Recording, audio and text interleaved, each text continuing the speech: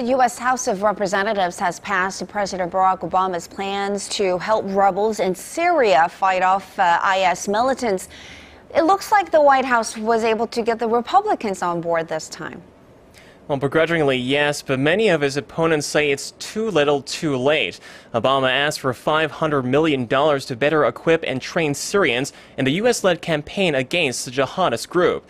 This as U.S. Secretary of State John Kerry says the need for a greater response from the international coalition is growing. Park Ji-won has his story. Despite reservations, the U.S. House of Representatives signed off on President Barack Obama's plans to arm and train Syrian rebel forces for their fight against Islamic State militants. The Senate votes next and is widely expected to approve the bill.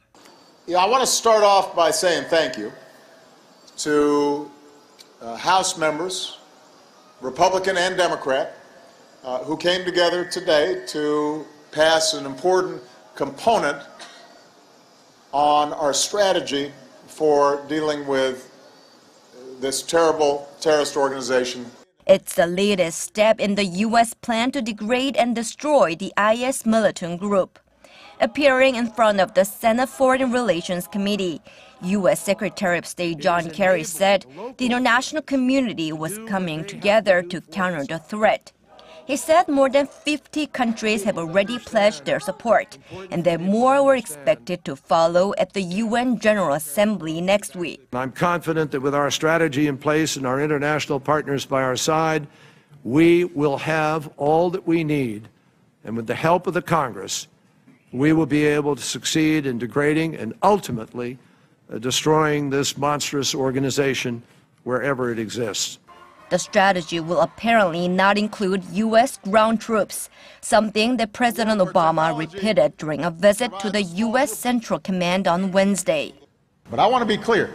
The American forces that have been deployed to Iraq do not and will not have a combat mission.